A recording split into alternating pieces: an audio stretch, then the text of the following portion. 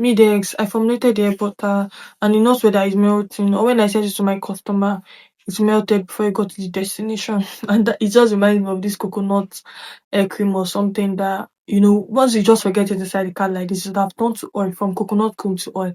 So yes, it is butter, it is going to melt, right? But there are different ways you can prevent that. So it's very embarrassing, like you sending a product and then it has melted before it has even reached the customer. But there are different ways to prevent that. And one way to prevent that is to add a thickener in your butter or a wax in your butter.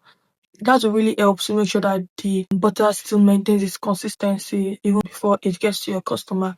But you need to be very careful, because when you're using a wax or a thickener, you need to use it at the right percentage. Because if you don't use it at the right percentage, it can make your butter either too hard, or it might still melt when it gets to some particular temperature if you don't use enough.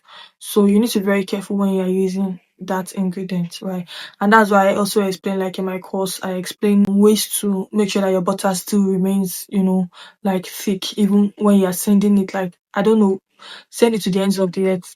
It is still maintain that thick consistency, right? Even when by the time your customer receives it. So I explained that in my course. And if you'd like to learn more about it, then you should just get my course. I have different courses, I have very affordable courses. I've posted some tips already from this 30 days challenge. You should check my earlier videos, and I'm still going to be posting more. So follow me on my social media and subscribe to my channel. See you in my next video. Bye.